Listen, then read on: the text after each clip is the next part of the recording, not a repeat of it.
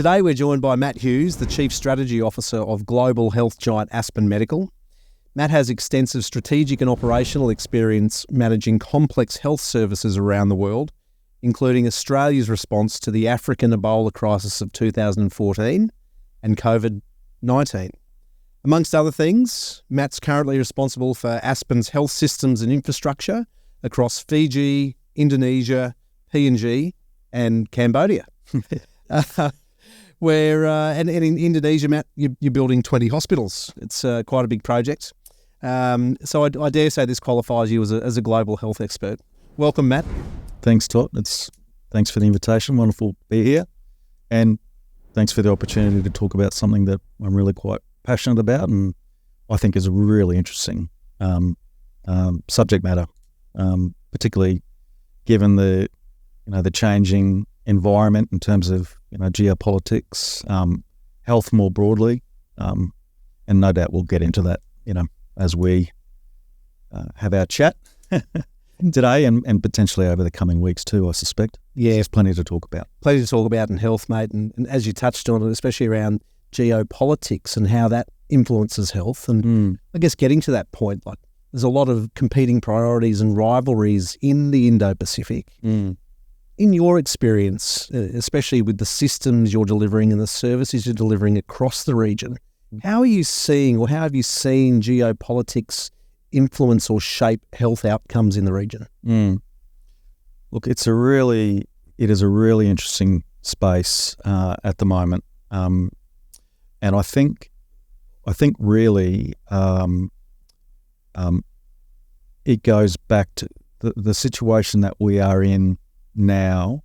There's obviously a lot of influences, but I think that the COVID-19 pandemic had an incredible impact on countries, on economies, on health resilience, the way that countries were viewing public health emergencies, and as we've seen, evident by the COVID pandemic, is how intrinsically linked health is to prosperity of governments around the world. The Indo-Pacific region's obviously a very diverse, very interesting space. And look, one of the things that I have noticed, particularly in the Pacific, is that probably more than ever, and I'm no geopolitical expert, I'm not an economist, but I'm an observer and obviously have skin in the game in terms of the programs and the systems that we're supporting and providing. I've noticed that the sovereign countries, the island nations across the Pacific in particular, are becoming more savvy, perhaps that's not the best word, but they realise the position that they now have in terms of the geopolitics space. They've got a position of power to negotiate. And when you look at the two big elephants in the room being the US and China, and the interplay that's occurring between those nations across the world really, but in particular in the Pacific, my observations have been that a lot of these island nations have now realised that they have a position and they're using that position to get the best that they can for their country and for the peoples of those countries. I'd like to think anyway. Yeah. Give or take some dictators, benevolent or otherwise. That's right. Across the Pacific. Yeah. I won't get into the specifics of that, but my view is if you've got a position where you can, a position of strength or power, perhaps, lack of better terms, why not use that, to your benefit? And my observations are I've been seeing that to some extent, yeah, particularly across the Pacific. It's interesting. You mentioned COVID-19, and we had the pleasure to work together. Yes, we did. Yeah. Back then, which was I was going to say it was great fun, but the work was interesting. That's true. Yeah. But we saw it when it came to securing product and supply chains in logistics, and the influence that was held by a certain country in being able to distribute product effectively and efficiently, and where it went. And where it wasn't allowed to go, which was rather interesting in the games that they were playing there. And on the flip side, or in conjunction with that, we saw poor countries, including Indonesia, who their health system couldn't afford or didn't know where to get product from or how to help their people. So, from a geopolitical point of view, you could see the shaping. What one country in particular was trying to affect. No, absolutely. And I guess the flip side to that is you might hear terms like mask diplomacy or vaccine diplomacy, and it's that situation where you've got, or where you have, the more affluent countries who do have supply, do have stock, using that availability as part of that, geopolitical engagement. I know that the Australian government, did a lot in terms of, vaccines and sharing of vaccines. I do know that China used a similar approach, but with the supply of masks.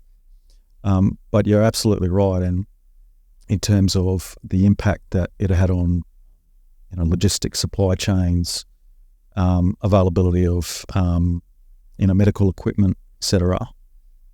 And post pandemic, this is all part of the planning of those elements that you need to consider about building a resilient, health system.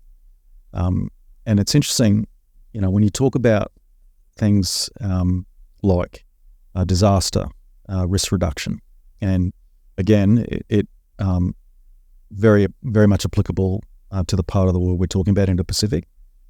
The concepts of, in my view, the concepts of disaster risk reduction and building that resilience in terms of disaster risk management, there are fundamental principles from that you should be taking, or that you could take and apply to the broader, healthcare system.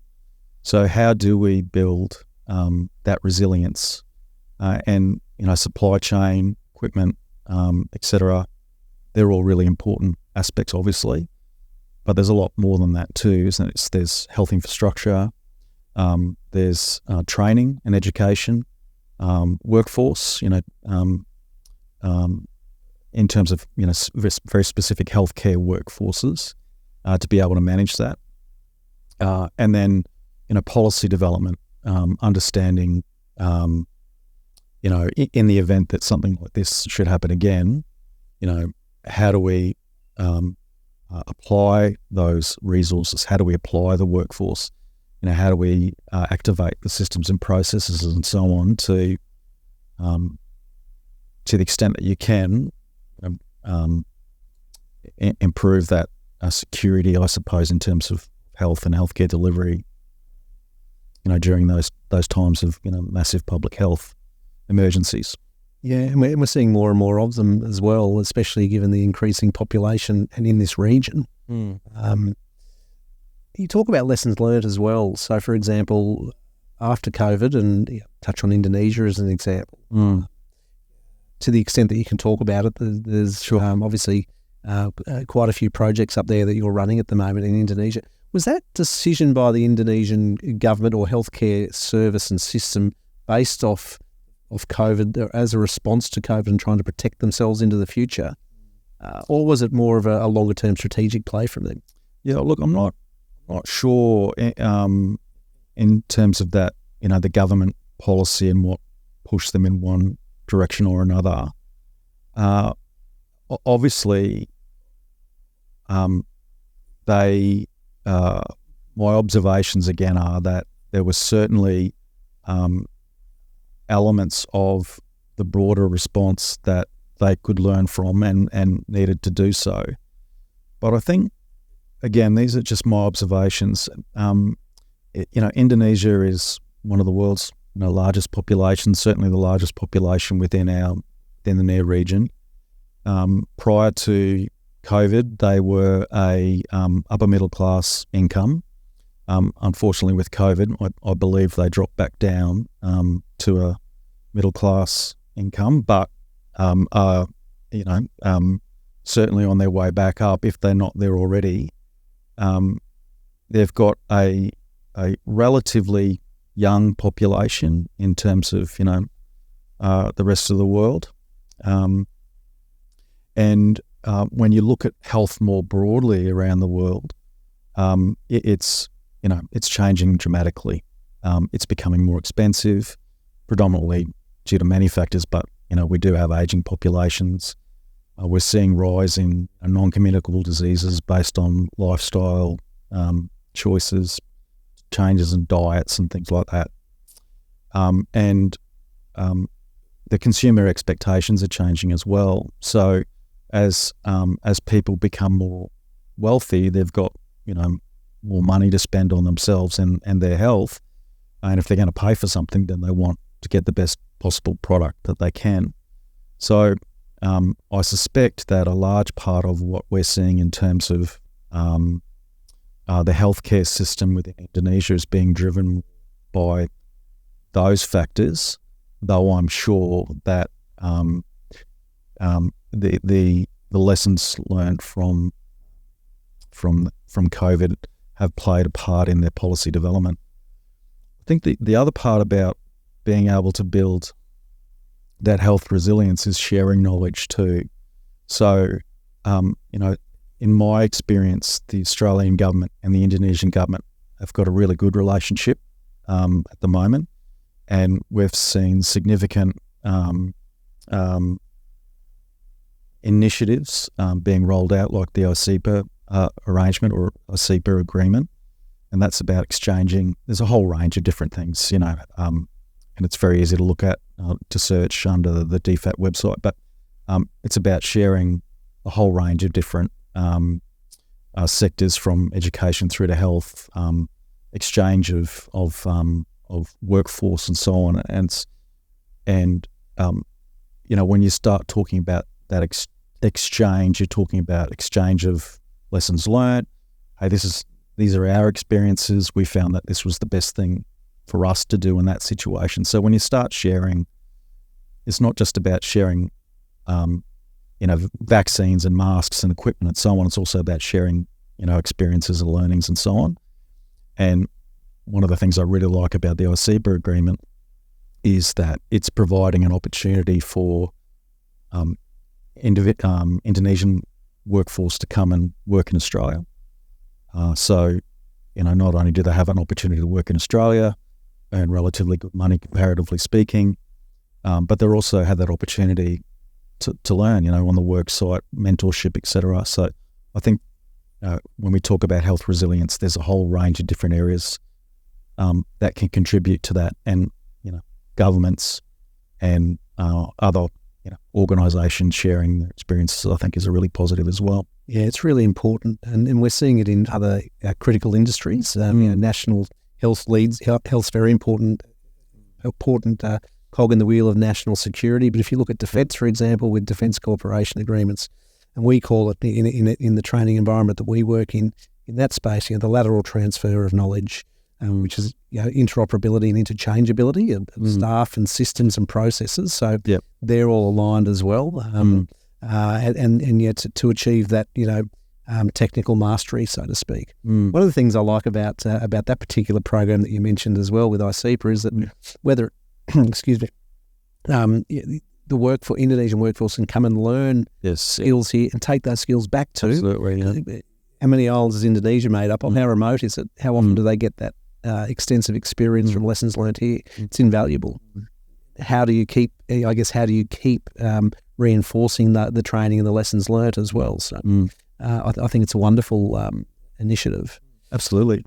Matt, you mentioned earlier a second ago as well about non-communicable diseases, and there are more and more comorbidities, creeping into not only the Australian communities, but as you said, into the Indo-Pacific, based on wealth and I guess increasing ability for people to afford more protein or to afford more fast food, so to speak. But the pressure that we've seen that it's put on the Australian health system, are you now seeing that in the broader Indo-Pacific, like Indonesia, Fiji, Cambodia? Absolutely. One of the interesting things that we've identified just through the analysis of the data that's available, and it's not rocket science. The data is out there available, and I think most people within public health will have some exposure to health or have an interest in health. It won't come as a surprise. But overall, the challenges that they have across the Pacific in terms of non-communicable diseases are the same that they have in Indonesia, for example. So issues related with, the heart, hypertension in particular, and the impact that hypertension has on good heart health. Diabetes obviously is a big one as well, and the impact that they can have on a whole range of different things. So there are real similarities in terms of what the top 5 diseases causing mortality are across, or morbidity across the Pacific and Indonesia as well. One of the things that I did find interesting, just as a sidebar, is that the two most, in Fiji, for example, the two most prevalent cancers are breast cancer and cervical cancer. And when I looked at the data for Indonesia, they were the same. And, which is, I guess it's sad, both of which, of course, affect women, but both of which, my understanding is that they're relatively easy to diagnose if you have access to, that capability.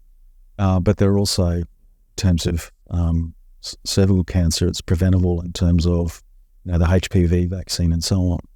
So, but when we look at that, when a company like Aspen Medical looks at that data, and when I look at the data, we look at, all right, well, how can we use this data to help us to policy or define policy and so on, and look at.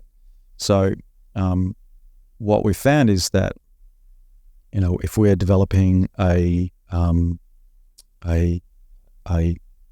program to identify and treat HPV, for example, in Indonesia, there are some fundamental principles that you could apply from that in delivering a similar program to somewhere in the Pacific.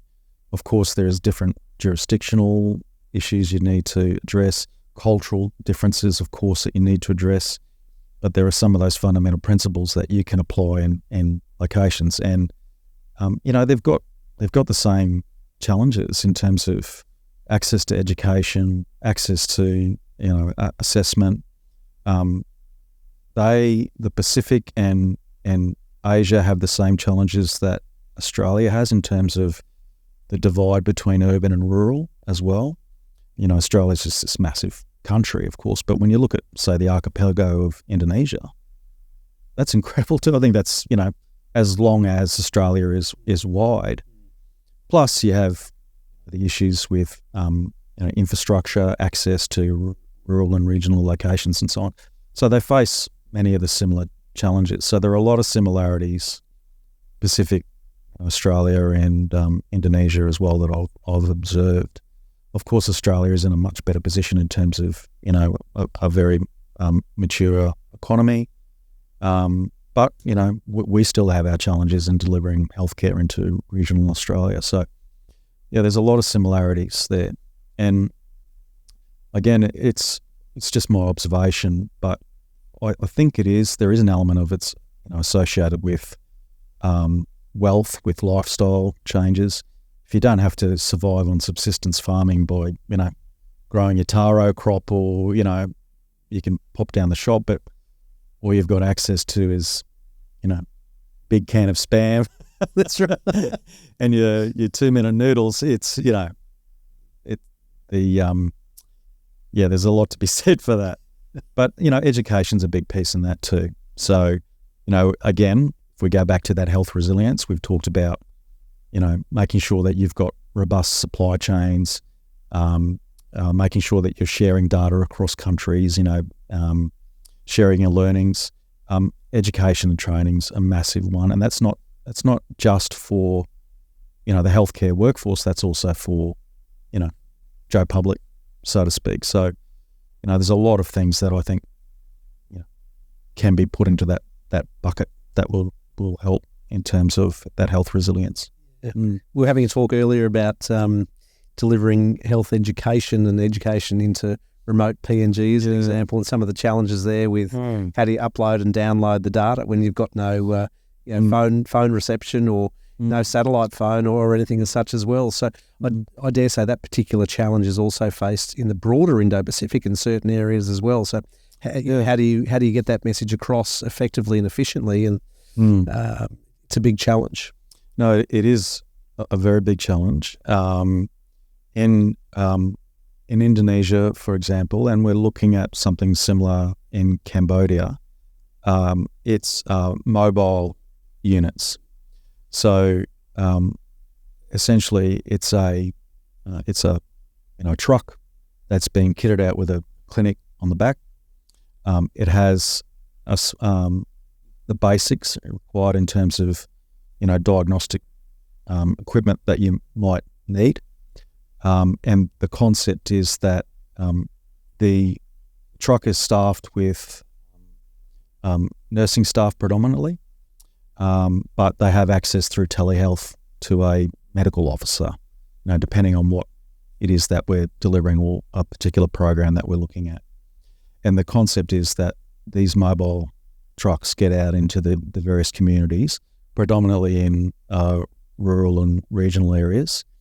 And they've got fairly well-defined models of care in terms of, for example, we've done ophthalmology. I mentioned we're looking at what we might be able to do in terms of cervical cancer. And, there are now point-of-care type tools and diagnostic equipment and treatment options that mean that you can get out into these communities and offer some really tangible, positive solutions to care. And, before we were talking about Starlink. Recently I was in, completely off-grid in the outer provinces of the Solomon Islands. And I had a Starlink which we connected, and we had better connection through that Starlink in the middle of the Solomon Islands than I do here in Brisbane. So, it does present challenges, but that's all part of the planning, and you can get around that. Make sure you're working with the communities, so you don't just rock up. We've had great success in identifying predominantly women within the communities that we can engage with. This is what we're hoping to achieve. What are your issues? How can we help you? So it's making sure that you're engaging with, working with, and again, you can't just turn up. There's a significant education component to this as well. This is what it is. This is why we're doing it. And we always,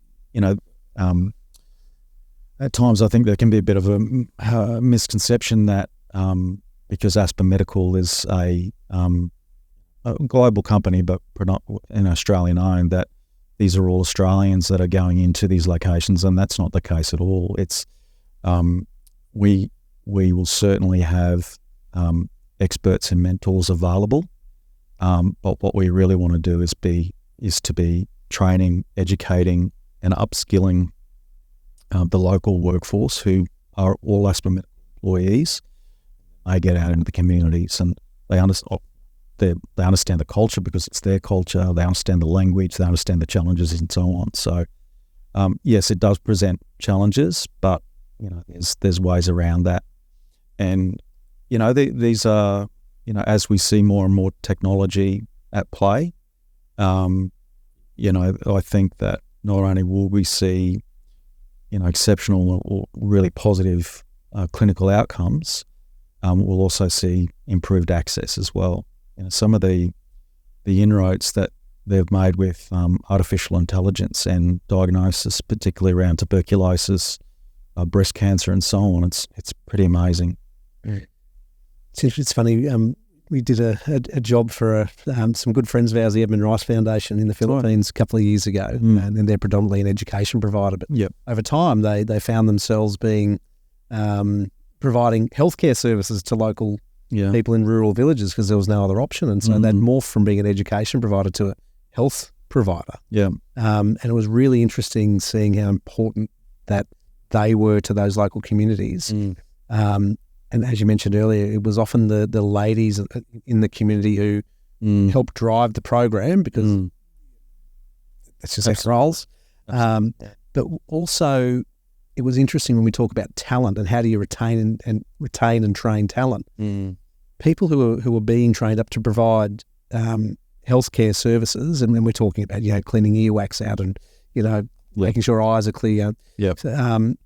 Were being poached to other industries who were paying more money. So it was really interesting, that challenge they faced. And then in the end, and none of that was government funded. That was all funded by donors. And in the end, strategically, they decided that we're going back to education.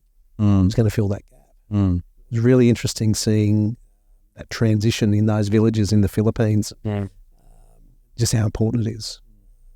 And that particular gap as well, like if you have a happy and healthy community, you've often got a secure community. So, how, I guess it sort of moves into, how do you think health and health services affect security in the Indo-Pacific?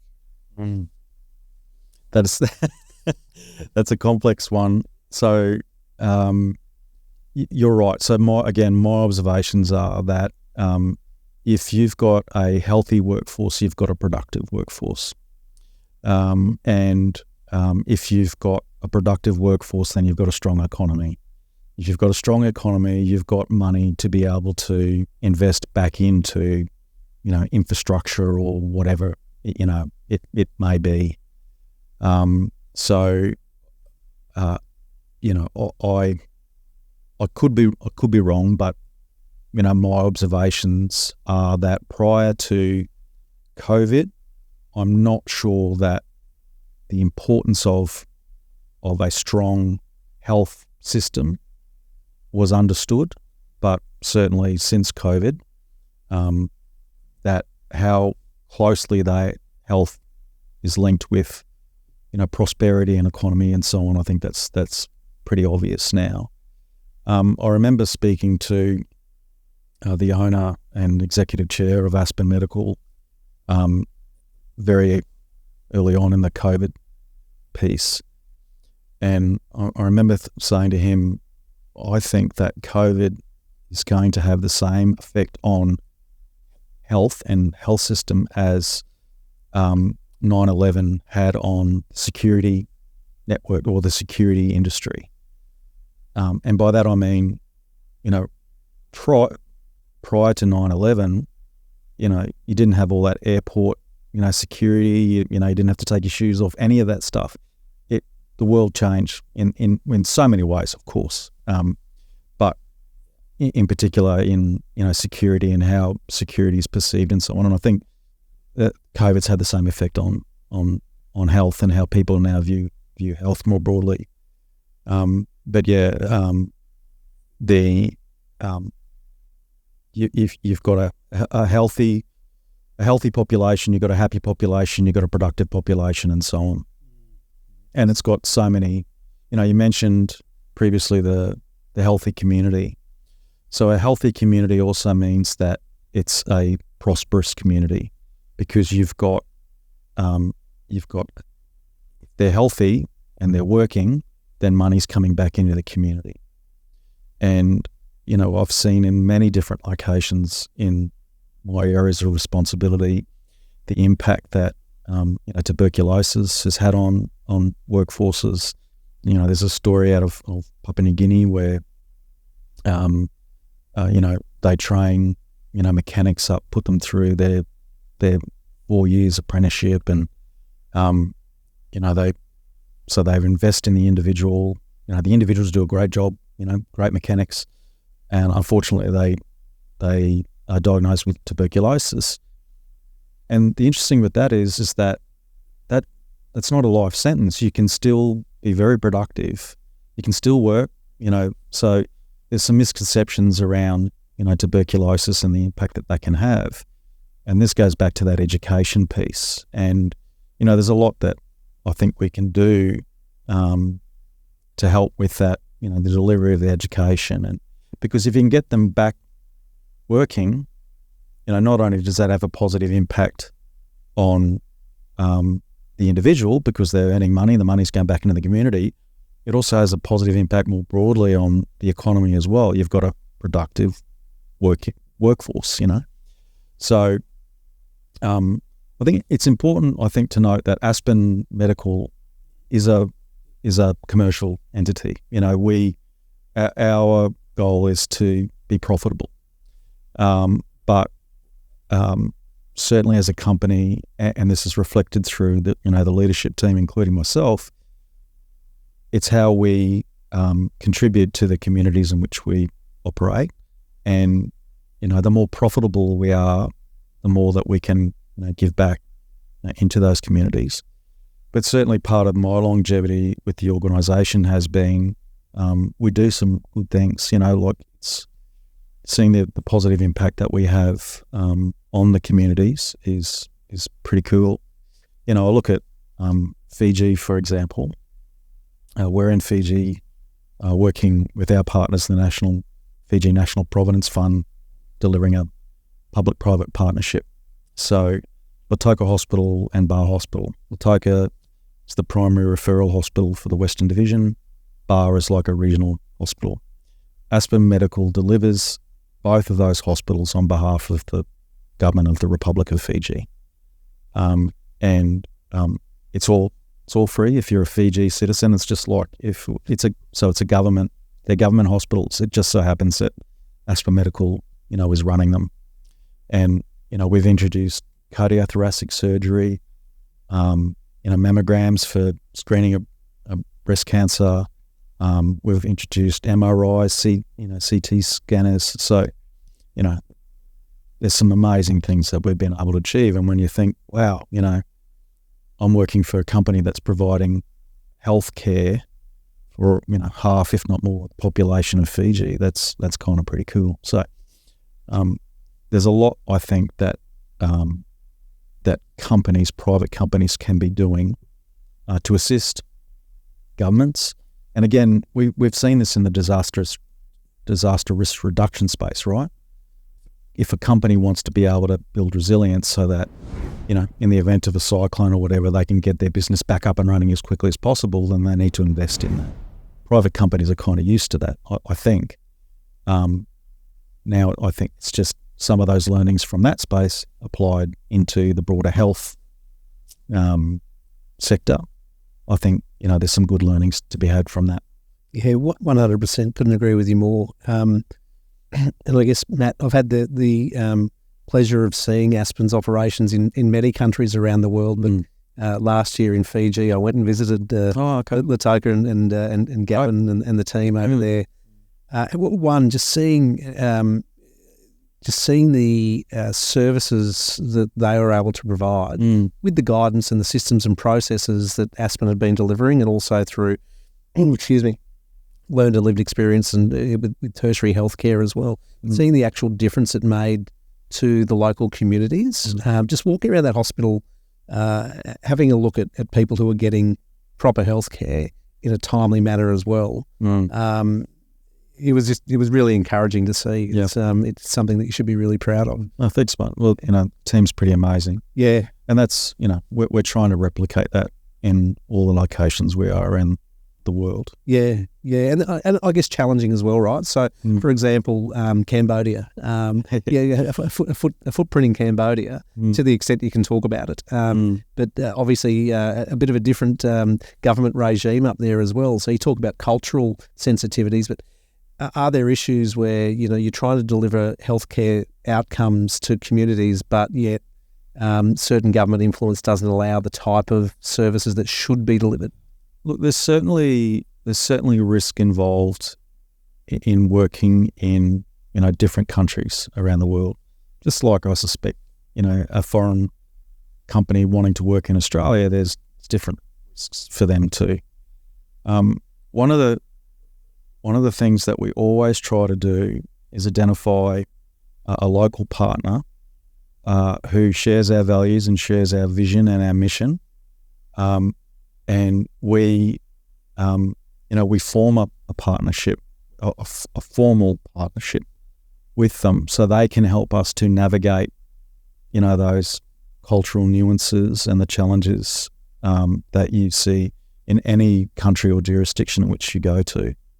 And to a large extent, we do rely on them to help us to navigate that space. The political influence is certainly a risk, but when you look at, if you're operating in a country that's going through an election, for example, and you may have been awarded a contract under the previous government, there's always going to be challenges associated with that, we have a relatively high appetite for risk. That doesn't mean that there aren't places that we don't go, because there certainly has been. But we think that we've got a relatively mature and sophisticated approach to managing risk to the extent that anyone can. So we do have, we're aware, I suppose, of what those risks might be. And when you look at corporate risk, political risk, whether it's political influence, whether it's associated with, perhaps how the populace views the government at the time, there's always risk associated with that. But as a commercial entity, we deliver to a contract. So it's got very specific KPIs, it's got, milestones, etc. So to a large extent, we know what, we are delivering against. Now, that doesn't mean that we won't have, from time to time, political players try and influence what it is that we are delivering. And we'll play that, on a case-by-case basis. It's important to note that, we have never, ever accepted a bribe, and nor will we ever. We've signed to the UN Compact in terms of, how we behave and slave labour, etc. But, there have been times in the past where, for example, there may have been a suite of services that we were required to provide, and a political influence has been, we'd like you to move that from priority number 8 to priority number 2 because it aligns with whatever political, machinations are occurring at that time. And if we can do that, without having any, commercial impact, if it's got a positive outcome, then we'll certainly look at things like that. But thankfully, we've not been in a situation where it's, it's any worse than that, I suppose. There are places that we had intent to expand into, and after making attempts and understanding what the lay of the land was and what is expected, we withdrew. It didn't align with the company's values. If we wanted to progress, we were required to hand over the brown paper bag. That's just something that we won't do. We've never done, and we never will do. Certainly. So some of those countries, you know just as well as I do. Exactly right. Yeah, so some places the bag goes around the table, some under the table, some they expect it to include the table. That's right. Bring your own table and hand it over. Yeah. The moment you do that, and I'll say this, not because we've known each other for a while and worked together, but having worked with you and your senior leadership team as well, including the owner and executive chairman, the standards are so high, and as people, you're good people, and those, I think that culture and those morals, they automatically flow down through the country. So, and hence why you're able to deliver services, I think, effectively and efficiently. Aspen is a veteran-owned company.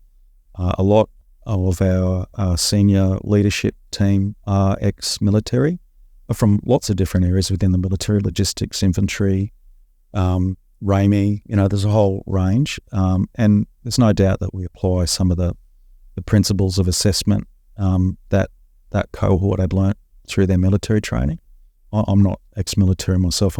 I have a clinical background.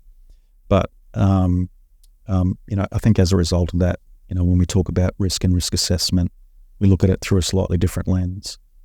And as the executive chair has said, on a couple of occasions, when people ask him about risk, you're in, that's a risky place to be in, and that's a risky place to be in. No one ever asks him if there's any places that we've perceived to be too risky, and then we've not gone. And there are a few of those. I think at one stage there was an opportunity, or there was some inquiries made of Aspen, would we be interested in deploying healthcare teams into Yemen? And we've, after our own assessment, and then, of course, we seek assessment from experts in combination of our own and theirs. We chose not to choose Yemen because it was too unpredictable for anybody and everybody. So there are places we don't go, but we perceive risk slightly differently. And look, we're not a Australia's got some fantastic healthcare companies, Ramsay and HealthScope and so on. They do their thing in Australia. That's not us. We don't do that. We're offshore, and we think Aspen's catchphrase is wherever you need us. So that's where we go. This is interesting. That's right. Matt, I'm mindful of time. It's been a fascinating conversation for me. I've learned even more things about you and Aspen in the last hour or so, but there's a lot more we can get into down the track. So I'd like to thank you for your time today. You're welcome. And hopefully you can come back at another stage and we can get into some more juicy topics. Absolutely. I'd love to let everyone know the world according to Matt. That's right. You can throw a bit of rugby in. My observations. Yeah. No, it's really valuable, mate. I really appreciate your time. No, thanks, Todd. It's been great being here, mate. Thank you.